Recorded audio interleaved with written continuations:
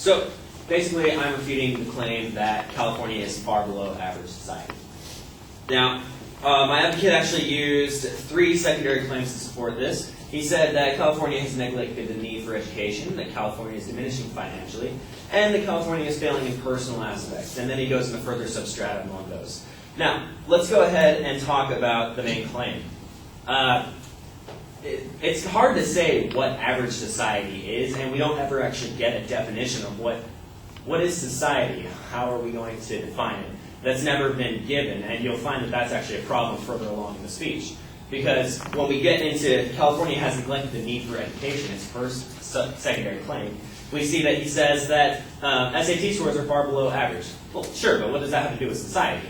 And furthermore, I actually looked into his evidence, and yeah, he said that California is 33rd. And that's below the median, but when I looked at the mean, that's what the actual average would be. It's actually an average of 1554 for SATs, while California is at 1513. That's not even a full standard deviation away from the mean. Second of all, 53% of people in California have actually taken the SAT, while the highest scoring state actually only has 5% of their people, and that's Illinois. Now, there's 36 million people in California, so 19 million people have taken the SAT here, while 650,000 people in Illinois have taken the SAT. All that is based on census data from 2010. And finally, the fact that we have 53% of people taking the SAT in California probably points to us having a better school system because people are actually encouraged to take the test. Now, he goes on to say that California has neglected the importance of funding for education. That's just the same claim. He says that California has neglected the need for education, and he says we've neglected to fund it. Well, if something has a need, then the government's going to fund it. That's how government-based funding is based on the need for it.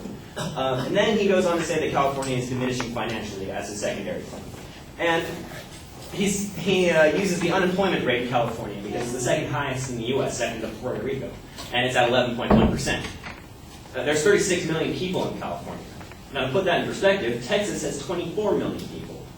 Texas is 3 times as big as California, essentially.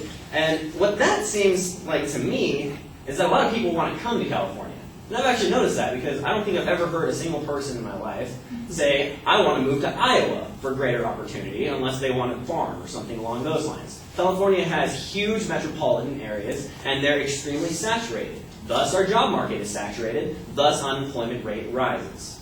Now, he also goes on to say that the housing market is decreasing in value every year. Now, that's true. The housing market did actually decrease in Los Angeles, which is what his website stated. Now, this is a hasty generalization because Los Angeles is a huge metropolitan area, but 90% of California is rural. There's only 3 major metropolitan areas in California. That would be the Bay Area, Los Angeles, and San Diego. So to say that is a little bit too quick on the ball. And then finally he goes into how immigration is taking away billions in tax revenue every year. Now, this is kind of shifting the grounds. It sounds more to me like he's arguing that California is failing financially, which, I mean, let's be honest, no one's arguing that. That's a sad truth. But the fact that a bunch of immigrants are coming into America, again, sounds to me like people want to be in California. They clearly didn't like where they were, so they illegally immigrated into here. You don't see a bunch of illegal immigration from California. You just see people coming inside. And then finally he goes into California is failing in personal aspects. Well, I don't really know what that means, but I'm going to assume that he's just going to talk about everything else that's not financial or education. And it's just a little ambiguous there. But he goes ahead and goes into obesity, and he says that California's obesity rate is among the highest. I actually looked at the average, and the average in the nation is actually 26.9%, while the average in California is 24%. It's just false. It's not true. It's actually California's average is actually a little bit lower. And then he goes into the crime rate is actually above the national average, but he gives us actual numbers. He says millions and property damage, and then hundred thousands of violent crimes. But there's actually a direct quote on the website from the FBI that says, the FBI cautions the data users against comparing yearly statistical data solely on the basis of their population coverage. These comparisons made herein are thus only meaningful upon further examination of all variables that affect crime in each reported city, state, or other reported jurisdiction. Basically what it's saying is don't just take these numbers for granted. I mean, we haven't actually run cross-references between the population size, and we haven't given you any percentages or anything. These are just actual numbers. And then finally he talks about and actually on that website, it also talks about how this stuff is from 2009, and we can see that it's dropping in size. The website is actually supporting California's dropping crime rate.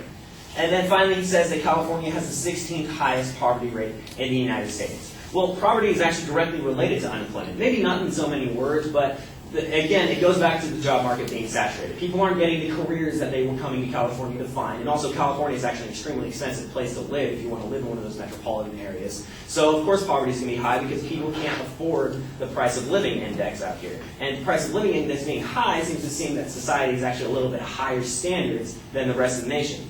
So, basically, what I think is that California is a great society. Because based on all the evidence that my advocate actually used, that's the inference that I can actually take from it. I didn't find any new evidence other than the census data in this. So I would say that the opposite is true. Thank you.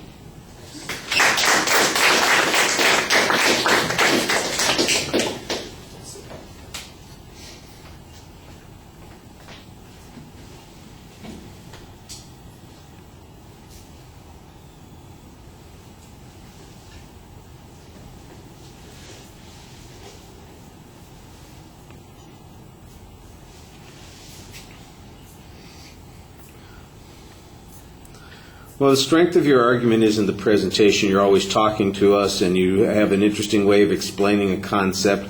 Sometimes those explanations, I think, make inferences that are not always as reasonable, but you're contrasting it pretty effectively to some of the points that the advocate presented.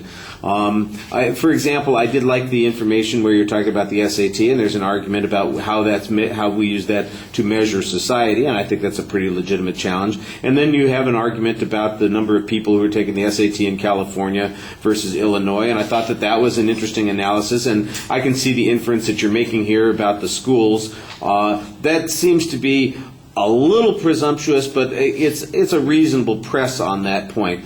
On the second point, though, it really felt like you were going in circular directions concerning the economy and housing issues. There was one argument which says, well, that's primarily in the urban areas, and there are only 3 major urban areas in California.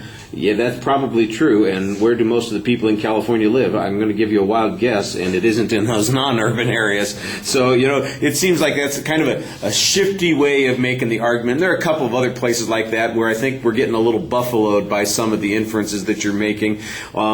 Same kind of thing I said, if you were in a spontaneous argument, that might be a good quick response. If somebody's not paying attention, they might go, well, okay. But a couple of them, like I said, were good, but some of them, just like that one, I'm just, I don't know that you're going to fool many people with something like that. I did think that you had a good challenge on the obesity issue, for instance, and on the SAT argument, and I like the crime rate stuff. So all that's very solid. All right, thank you.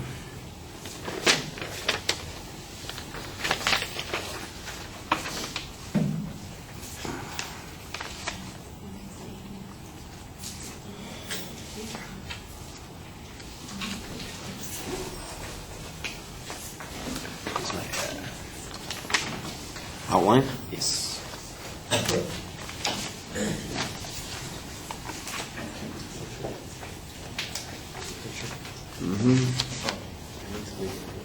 All right. Fair enough.